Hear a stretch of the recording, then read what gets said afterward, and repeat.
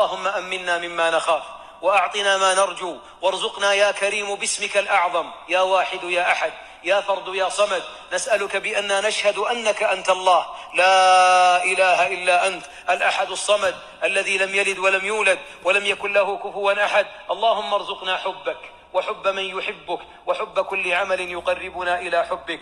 اللهم يا رب اجعل حبك في قلوبنا أحب إلينا من الماء البارد على الظمأ. اللهم اجمعنا بنبينا عليه الصلاة والسلام على منابر الجنة وأرائكها يا رب العالمين. اللهم هيئ لنا من أمرنا رشدا واغفر لنا ما يعلمون وما لا يعلمون واختم لنا بالسعادة يا رب العالمين. واجعل خير الأعمال أواخرها وخير الأيام خواتمها وخير الأيام يوم أن نلقاك.